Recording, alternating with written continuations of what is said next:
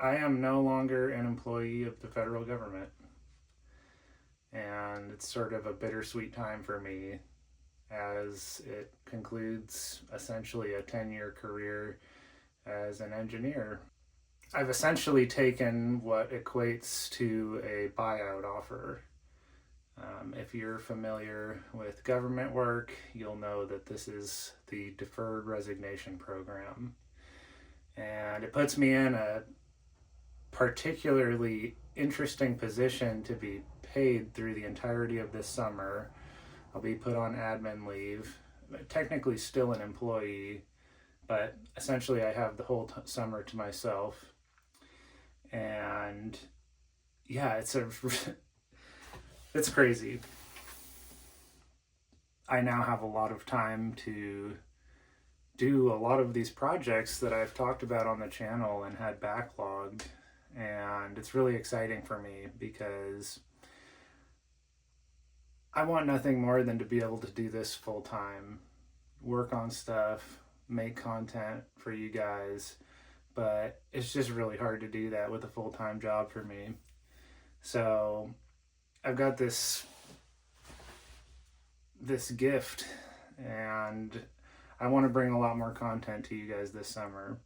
So before I get into what I actually wanted to talk about on this video, if you are new here, if this is the first time that you've seen me or that you've been on my channel, subscribe.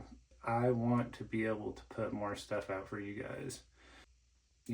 Engage with me, talk to me in the comments, tell me what you guys want to see, because in addition to the stuff that I have been recording and putting out normally, which is like, working on vehicles, working on engines, doing forestry work, doing off-grid work, there's going to be some curveballs this summer.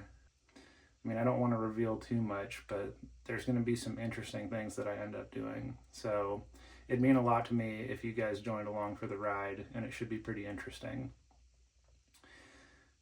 What I really wanted to make this video about, though, was there's a lot of misinformation and misconceptions out there about federal workers and civil servants, and a lot of animosity towards them. And I wanted to share my experience with you guys. I can't speak for anybody else. I know that there is inefficiencies in the government. There are inefficiencies in everything. But I wanted to share my personal story with all of you. And if I can change one person's mind about this stigma of the, lazy government worker that's taking advantage of the taxpayer, this video will be a success in my mind. So I wanted to tell you my story. I went to an engineering school, a pretty well-known engineering school, and, came from a blue-collar family. My dad is a Vietnam veteran, 100% disabled.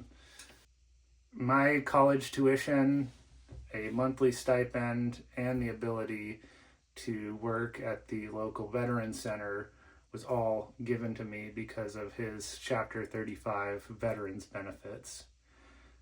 This allowed me to graduate college without any debt, with a very good degree.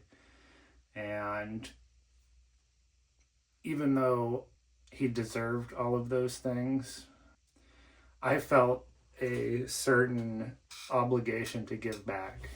So when I was in college, I told myself that I wanted to, for every year of college that I got paid for by the government, I wanted to return those years of service as a federal servant.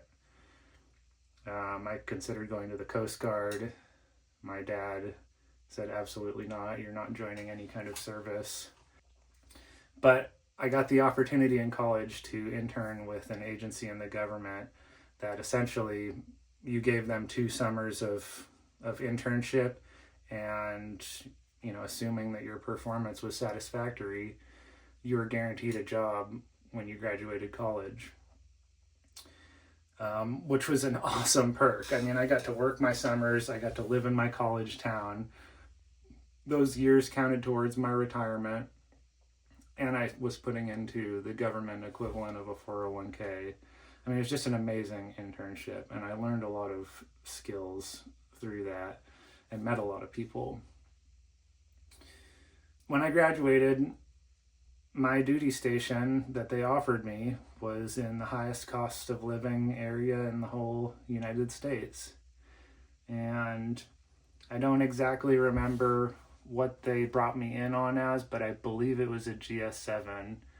And if there's any federal workers out there that are watching this, you'll know what that means. But essentially, a GS7 it's not much. I mean, even with the cost of living adjustments for our area, I was maybe making 50 grand a year. And it just wasn't possible to live on 50 grand a year in this area. So I actually ended up, for the first 3 years of my career with the federal government, I lived out of my van. And luckily, my office had a shower. I could shower there. Luckily, I had family about an hour away from my duty station, so I could go back there on the weekends. But it was a huge sacrifice. I mean, I was not living comfortably for 2 or 3 years, and that led to that was the beginning of my 10-year long career as an engineer for the government. I don't want to talk too much about the agency that I worked for, not for any reason other than privacy. I mean, what I will say is that my job kind of revolved around conservation and working with people, with taxpayers, to improve their land. And anybody out there can do a Google search with what I just said and come up with the agency that I worked for. But it was a great agency to work for, and I really feel like we did a wonderful job of administering conservation and being good stewards of the taxpayer dollars. I mean,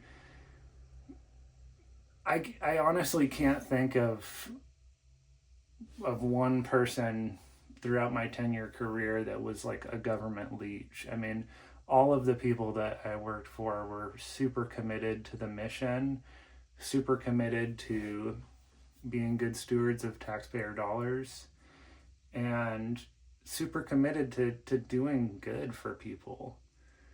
And, this idea that government workers are lazy, that they're not showing up to work, that, they never came back to work after the pandemic. I mean, there may be shreds of truth in that, but 99% of that is BS. I mean, really. The people that I worked for were the most committed, some of the most committed people that I know to their jobs. And,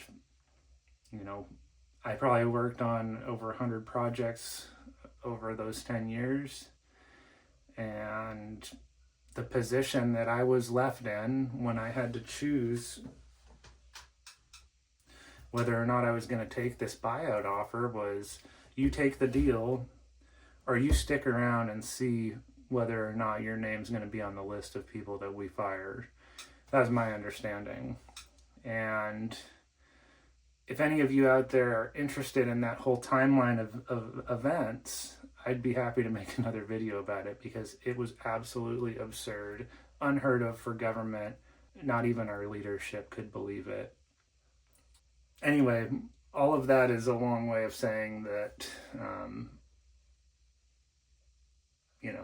I made a lot of sacrifices to be a government employee, and then for us to just get, for the probationary employees, for the career tenure employees to get treated like they did was just awful. It makes me get emotional just thinking about it. I think an important message out of this video that I want to give you guys is, don't let anybody else tell you how to think. Come to your own conclusions. Do your own research. Don't let somebody tell you that's the bad man over there. That's the lazy person.